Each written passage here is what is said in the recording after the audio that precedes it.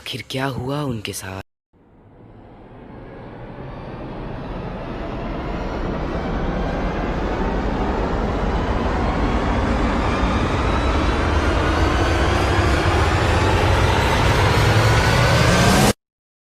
अचानक तेज हवा ने उनको वापस समुद्र की ओर ढकेलना शुरू कर दिया।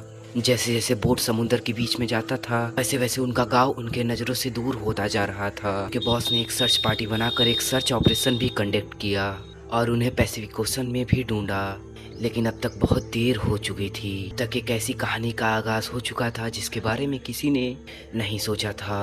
जैसे जैसे दिन गुजरते गए सभी को यही लगता था कि जॉस और उसके साथी का बचना लगभग नामुमकिन था। इसीलिए उस सर्च ऑपरेशन को भी बंद कर दिया गया। इस हादसे को 4 दिन बीत चुके थे और हवाओं ने उनके बोट को उनके गांव से लगभग 450 किलोमीटर दूर ढकेल दिया था। अब वो समुद्र के ऐसे हिस्से में पहुंच चुके थे जहां चारों तरफ से बस पानी ही पानी नजर आ रहा था।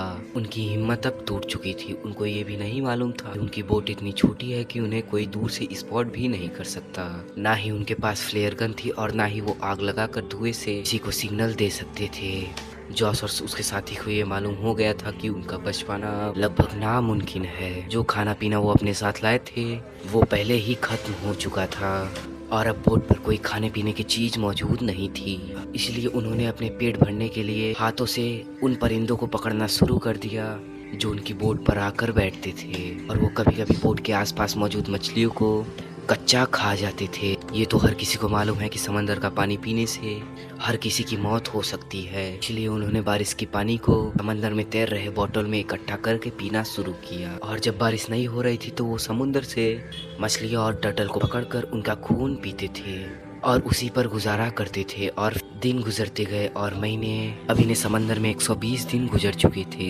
अभी ये जिस मेंटल टॉर्चर से गुजर रहे थे उसे इमेजिन करना भी लगभग नामुमकिन है। डोस के साथी ने इस टॉर्चर को बर्दाश्त ना कर सका और आखिरकार उसने 4 महीने बाद अपनी जान ले ली। अब वो इस बोट पर सुनसान समंदर में अकेला रह गया था और उसकी तरफ हर तरफ केवल पानी ही पानी था और वो इसी सुनसान समंदर में अपनी जिंदगी गुजार रहा था। डॉस इस समय जिस समुद्र के हिस्से में मौजूद था वो पूरी दुनिया का सबसे शांत समंदर माना जाता है। समंदर के इस हिस्से से कार्गो शिप कभी कभार गुजरती हैं या तो गुजरती ही नहीं। अब 6 महीने गुजर चुके थे।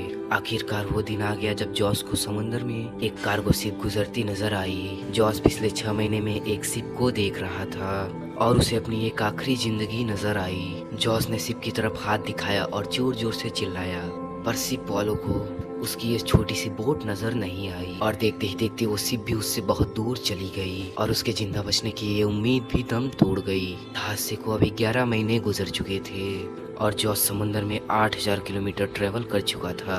उसके कपड़े बिल्कुल भी फट चुके थे। सूरज की रोशनी से बचने के लिए उसके पास कोई भी चीज मौजूद नहीं थी। जॉस जिस मुश्किलों से गुजर रहा था वो बहुत ही ज्यादा दर्दनाक थी।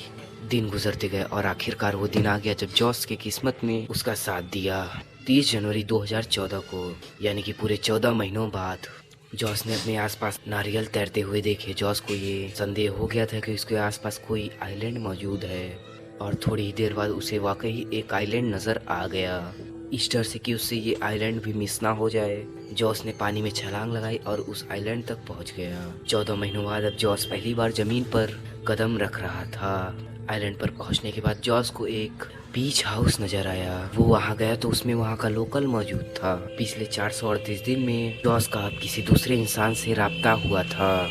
ये आइलैंड अब एडोल्फ आइलैंड था जो उसकी स्टार्टिंग में वो आइलैंड उसकी स्टार्टिंग पॉइंट से 10,000 किलोमीटर दूर है और वो समुद्र में 10,800 किलोमीटर ट्रेवल कर चुका था जो उसको आखिर में उसके घर भेज दिया गया। लेकिन आखिर में एक ऐसी समस्या है जिसको जॉस को कोई अंदाजा नहीं था। वापिस आने के बाद जॉस ने 438 डेज से एक बुक लिखी जिसमें जॉस ने लिखा था कि उसके साथी ने सुसाइड कर लिया। लेकिन जॉस को उसके साथी पर मारने का इल्जाम लगाकर उस पर केस कर दिया। जॉस के फैमिली ने उससे $1 मिलियन की डिमांड करी लेकिन ये केस जल्द ही डिनाई कर दिया गया। तो दोस्तों ये थी समुद्र में 438 दिन फंसे इंसान की कहानी। वीडियो पसंद आए तो वीडियो को लाइक कर देना और चैनल को सब्सक्राइब करके ही जाना। Okay bye bye.